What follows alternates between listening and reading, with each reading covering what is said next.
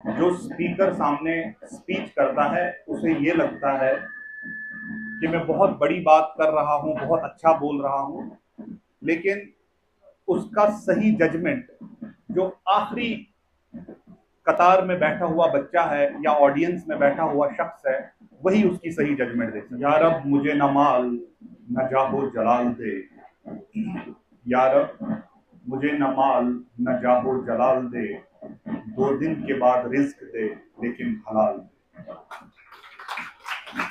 यहाँ पर बैठे हुए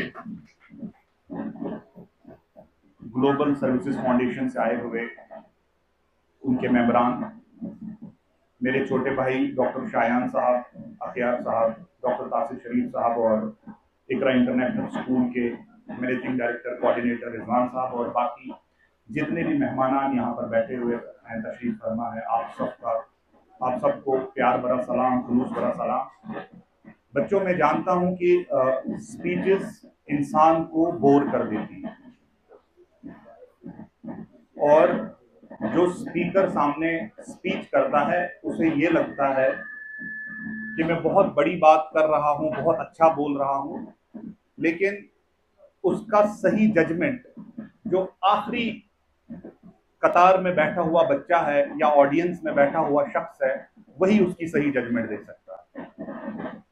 मैं सोशल इवल्स पे बात नहीं करूंगा, सिर्फ 2 मिनट आपके लूंगा, क्योंकि मैं अंग्रेजी जबान का टीचर हूं, असिस्टेंट प्रोफेसर हूं इंग्लिश का। मैं ये भी मुनासिब नहीं समझ रहा हूं कि आपके साथ अंग्रेजी में बात करूं, क्योंकि बच्चे छोटे हैं तो मेरी बात उन तक पहुंच नहीं पाएगी। आप स्टेज पर आकर क्या बोलते हैं वो इंपॉर्टेंट नहीं है। आप मेरी बात गौर से सुनिएगा बच्चों, खास करके जो स्पीकर्स आए हुए हैं डिफरेंट स्कूल से, आप स्टेज पर आकर क्या बोलते हैं वो उतना इंपॉर्टेंट नहीं है, आप कैसे बोलते हैं वो भी उतना इंपॉर्टेंट नहीं है। आज के दौर में आप स्टेज पर आकर क्या नहीं बोलते हैं वो बहुत इंपॉर्टेंट है। बेशक फैज अहमद फैज एक जगह बड़ी खूबसूरत बात कहते हैं कि बोल किल्ला बाजाद हैं तेरे, बोल जबां अब तक तेरी है, लेकिन इस जबान से कौन सी बात स्टेज से नहीं करनी है वो ज्यादा इंपॉर्टेंट है मेरी नजर में आज के दौर में। एक ये बात।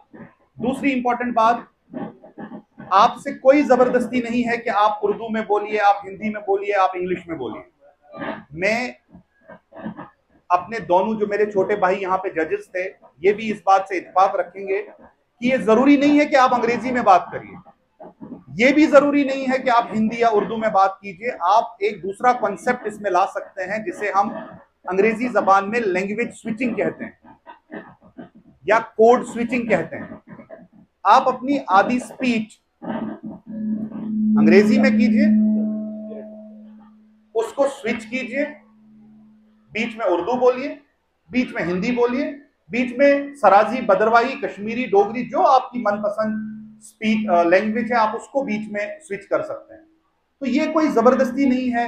मुझे लगा कि कुछ बच्चों पे बड़ा प्रेशर बना हुआ था कि इंग्लिश ही बोलनी है, और कुछ बच्चों ने अपनी उम्र से और अपने कद से बहुत ऊंचे वर्ड इस्तेमाल कर दिए उर्दू में, जो शायद उनको भी उसका मीनिंग पता नहीं था। मैंने किसी को स्पीच लिख के दी, किसी को अखियार साहब ने दी, किसी को शायान साहब ने दी, किसी को रिजवान साहब ने दी। तो कुछ बच्चे अपने कद से ज्यादा बोल रहे थे। उससे क्या होता है कि उनके बोलने के अंदाज में वो चीज जजेस जो है वो जज कर जाते हैं। बहरहाल एक और बड़ा इंपॉर्टेंट मौजू, और फिर अपनी तकरीर में यहीं पे खत्म करूंगा। मेरे पीछे बैनर पे लिखा हुआ है 1 डे सेमिनार। हमें बच्चों को, हमारे कितने टीचर्स हैं यहाँ पे जो इंग्लिश पढ़ाते हैं? जरा आप हाथ खड़े करेंगे जो इंग्लिश पढ़ाते हैं। टीचर्स कोई भी नहीं, 1 2। उर्दू कितनी लोग पढ़ाते हैं? उर्दू, अरेबिक, हिंदी। मेरी आप टीचर से गुजारिश है कि अपनी क्लास में जब आप जाएंगे तो बच्चों को बताइए सेमिनार का मीनिंग क्या होता है, बच्चों को बताइए सिंपोजियम का मतलब क्या होता है, अपने स्टूडेंट्स को बताइए डिबेट का मतलब क्या होता है, एक्सटेम्परी का क्या मतलब होता है, डिक्लेमेशन का क्या मतलब होता है, पब्लिक स्पीकिंग का क्या मतलब होता है। कुछ बच्चे यहां पर आए, कुछ ने जबानी बात की, कुछ ने पूरा पेपर रीड किया। ये चीजें नोट की जाती है।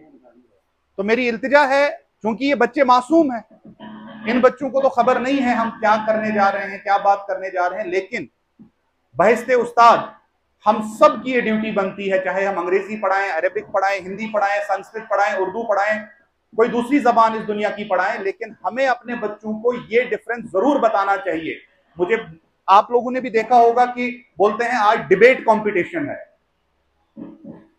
और मैं आपको बड़े वसूख के साथ कह सकता हूं, मेरी 40 साल की उम्र में और 20 साल के टीचिंग करियर में, 17-18 साल से मैं कॉलेज और स्कूल्स में पढ़ा रहा हूं, प्राइवेट स्कूल्स में भी पढ़ाया है।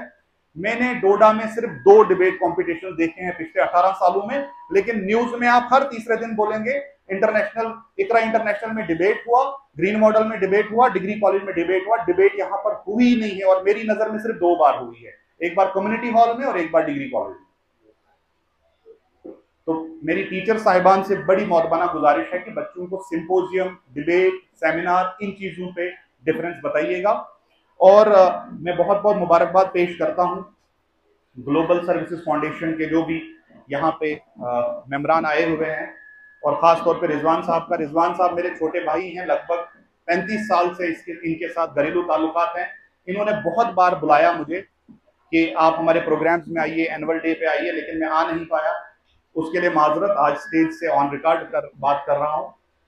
लेकिन आज आपने बुलाया, मेरी एक इल्तिजा आपसे भी है कि अगली बार जब इस तरह का प्रोग्राम हो तो नंबर ऑफ स्पीकर्स 10 से ज्यादा ना हो। आप बाकी स्कूल्स को पहले बताइए कि आप अपना बेस्ट कैंडिडेट भेजिए, बेस्ट स्पीकर भेजिए। अगर 8 स्कूल हैं तो 8 स्पीकर, 10 स्कूल हैं तो 10 स्पीकर। उससे यह हो जाएगा कि हमें बेहतरीन स्पीकर्स आके मिलेंगे। बच्चों, आप बहुत छोटे हो, बहुत मासूम हो, आपको हम 3 इस वक्त विलन लग रहे होंगे जो ही जजमेंट यहां पे हो जाएगी कि शायान सर, अखियार सर और जमशीद सर विलन हैं, क्योंकि पोजीशंस तो फर्स्ट, सेकंड, थर्ड ही आना है। तो हम आपके सामने विलन नहीं बनना चाहते हैं। हमारी नजर में आप सारे फर्स्ट हैं, हमारी नजर में आप सब बेहतरीन बोले हैं, लेकिन हमारी मजबूरी है कि हमें जब ये कागज हाथ में थमा दिया गया तो सबसे सख्त काम हमारे ऊपर डाला गया था। मैं आप सभी बच्चों को बहुत बहुत मुबारकबाद पेश करता हूं कि आप आगे आए, आपने बात की, और आपने इस बात का सबूत दिया कि आप एक बेहतरीन इंसानी जज्बे के मालिक हैं।